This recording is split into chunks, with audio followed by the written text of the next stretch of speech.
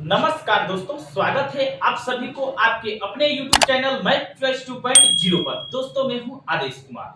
दोस्तों हम आज आप लोगों के बीच रेशियो एंड प्रोपोर्शन का दूसरा वीडियो लेकर आए हैं। हाँ, अगर इसका पहला वीडियो आप लोग नहीं देखे हैं तो इस वीडियो के डिस्क्रिप्शन बॉक्स में उस वीडियो का लिंक दे रहा हूं, आप लोग वहां से भी जाकर देख सकते हैं। तो चलिए बढ़ते हैं बिना टाइम गंवाए हुए प्रश्न की तरफ। पहला प्रश्न आपको स्क्रीन पे दिखाई देता होगा। पहला प्रश्न दोस्तों कह रहा है कि दो संख्याएं 1:3 के अनुपात में है। ठीक है ना दोस्तों। फिर कह रहा है यदि इनका योगफल 240 हो तो इनका अंतर कितना होगा। योगफल दे दिया और अंतर पूछा है। ठीक है ना दोस्तों। तो दो संख्याओं पहले मान लेंगे। पहला संख्या होगा, फिर अनुपात, ये दूसरा संख्या होगा। ठीक है ना। इन दोनों का अनुपात दोस्तों दे दिया है 1:3 है। इन दोनों का अनुपात कितना है? 1:3 है और इनका योगफल 240 है। तो देखेंगे पहले कि इनका अनुपात में योगफल कितना है। तो अनुपात में इनका योगफल होगा 1 और 3 कितना होगा? 4 होगा। तो अनुपात में इनका योगफल 4 होगा, जबकि रियल में दिया है कि 240 है योगफल। ठीक है ना। ये दोनों योगफल हुआ, इसलिए इसको कर दिया आपस में बराबर। ठीक है ना दोस्तों। तो हमसे पूछा है लास्ट में तो इनका अंतर कितना होगा इन दोनों संख्याओं का, तो पहले निकाल लेंगे। ठीक है ना दोस्तों। तो देखेंगे अनुपात 4 का मान 240 है, तो अनुपात 1 का मान कितना होगा? तो 240 में 4 से भाग लगाएंगे तो काट लेंगे। 4 के में 4, 4 छक्का 24 है 0, यानी अनुपात 1 का मान कितना होगा? तो अनुपात 1 का मान 60 होगा। ठीक है ना दोस्तों। हाँ, तो पहले हम दोनों संख्याएं ज्ञात कर लेंगे। ठीक है ना। तो अनुपात 1 का मान 60 है, तो अनुपात 3 का कितना होगा? तो गुणा कर देंगे। 60 में 3 से गुणा करेंगे तो 60 180। ठीक है ना दोस्तों। फिर देखेंगे अनुपात 1 का मान 60 है, तो अनुपात 1 का मान कितना होगा? गुणा करने का तो 60 में 60, यानी 60 और 180 हो गया। ये दोनों संख्याएं आ गया। ठीक है ना। तो हमसे पूछ रहा है कि इनका अंतर कितना होगा। तो 60 और 180 में कितना का अंतर होगा? तो 120 का अंतर होगा, यानी 120 होगा उत्तर। ठीक है ना। यानी ऑप्शन ए इस प्रश्न का सही उत्तर होगा। तो अब चलिए दूसरे प्रश्न को देखते हैं। दूसरा प्रश्न दोस्तों कह रहा है कि दो संख्याएं 3:4 के अनुपात में है। फिर ठीक है ना दोस्तों। तथा इनका लघुत्तम समापवर्तक यानी एलसीएम 84 है। इनमें से बड़ी संख्या क्या होगी? ठीक है ना। तो दो संख्याएं का अनुपात दे दिया है, तो दो संख्या मान लेंगे। पहले ये पहला संख्या हुआ, फिर अनुपात दूसरा। ठीक है ना। इन दोनों का अनुपात दोस्तों दिया है 3:4 है। कितना है? तो 3:4 है। इनका एलसीएम कितना है? रियल में 84 है। ठीक है ना दोस्तों। तो हम देख लेंगे पहले कि अनुपात में इन दोनों का एलसीएम कितना है। 3 और 4 का एलसीएम होगा, अनुपात में कितना होगा? 12 होगा, यानी 3 4 12। अनुपात में कितना एलसीएम होगा? 12 होगा, जबकि रियल में दिया है 84 एलसीएम में। ये दोनों एलसीएम हुआ, इसलिए इसको कर दिया आपस में बराबर।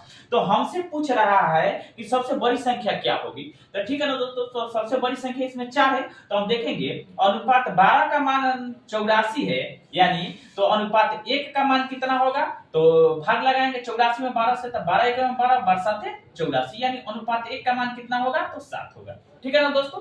तो हमसे पूछा है कि सबसे बड़ी संख्या क्या होगी। तो सबसे बड़ी अनुपात में सबसे बड़ी संख्या 4 है, जबकि अनुपात 1 का मान कितना है? 7। तो 7 से हम क्या करेंगे? गुणा कर देंगे। तो 7 28, यानी सबसे बड़ी संख्या क्या होगी? तो 28 होगी, यानी ऑप्शन सी इस प्रश्न का सही उत्तर होगा। तो अब चलिए तीसरे प्रश्न को। तो दोस्तों कह रहा है कि दो प्राकृत संख्याएं 3:5 के अनुपात में है तथा इनका गुणनफल 21 से 60 है। इनमें से छोटी संख्या क्या होगी? दो प्राकृतिक संख्या पहले मान लेंगे।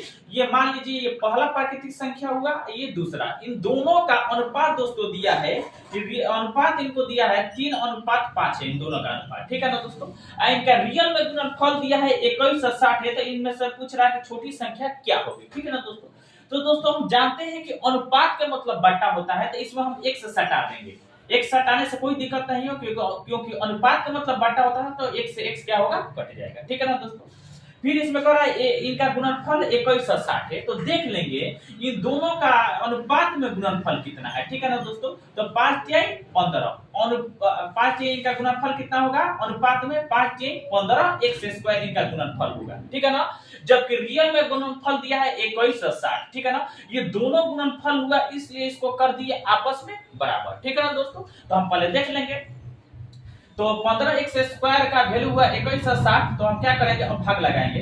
तो x² बराबर होगा 21 से 60 अब बट्टा जो संख्या इधर गुना में रहता है तो इधर जाता है बराबर उधर जाता है तो बट्टा में गिरता है बट्टा 15। ठीक है ना दोस्तों। तो इसको 21 और 60 में 15 से भाग लगाएंगे तो कितना मात्रा में कटेगा, तो काट रहे हैं तो 15 एक में 15, ठीक है ना। इसमें का 6 चला जाएगा तो कितना हो जाएगा, 15 एक में 15 और 6 21 होता है तो 6 इसमें चला जाएगा तो 66 होगा। तो 15 चौके 60 हो जाएगा, फिर इसमें का 6 चला 60 हो जाएगा तो 15 चौके 60। ठीक है ना दोस्तों। तो कितना होगा, x स्क्वायर बराबर 144। ठीक है ना दोस्तों।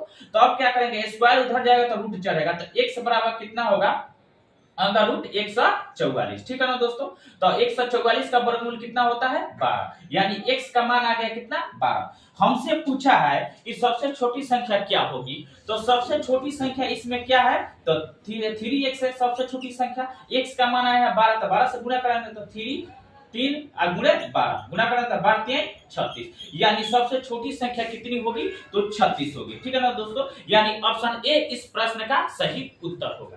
तो अब चलिए चौथे प्रश्न को रहा है कि दो संख्याएं 7:11 के अनुपात में है। ठीक है ना दोस्तों।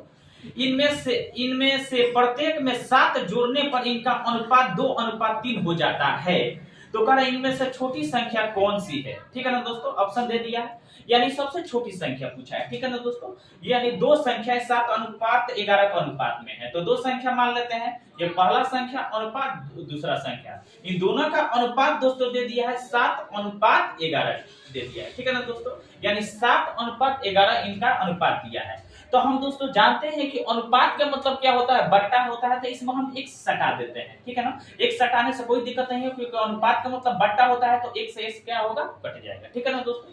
तो कह रहा है कि इनमें से प्रत्येक में 7 जोड़ने पर इनका अनुपात 2 कितना हो जाता है, 3 हो जाता है। तो अनुपात का मतलब बट्टा होता है, तो इसको हम बट्टा भी लिख देते हैं, 7x/11x। ठीक है ना। इनमें कह रहा है कि प्रत्येक में 7 जोड़ देने पर, यानी प्रत्येक में कितना जोड़ने पर, प्रत्येक इनमें कितना जोड़ने पर 7 जोड़ देने पर इनका अनुपात कितना हो जाता है, यानी 2:3 हो जाता है। तो अनुपात का मतलब बट्टा होता है, तो बट्टा लिख देंगे इसको, तो 2/3। ठीक है ना दोस्तों, हो गया सेट ऑफ सवाल। अब क्या करेंगे, अब देखेंगे हम गुणा कर देंगे 17 के 21x कितना होगा, 21x होगा। ठीक है ना दोस्तों, फिर प्लस है तो प्लस, फिर 17 के 21, फिर बराबर 11 दूना 22x होगा, फिर प्लस है तो प्लस दे देंगे, 7 दूना 14। ठीक है ना दोस्तों। अब क्या करेंगे, 21x है बराबर को उधर क्या है, प्लस में 22x है, तो इधर आएगा तो क्या होगा, माइनस होगा। तो लिखेंगे 21x माइनस 22x, फिर बराबर उधर 14 है, इधर प्लस के इधर बराबर के इधर प्लस में 21 उधर जाएगा तो माइनस का 21 हो जाएगा।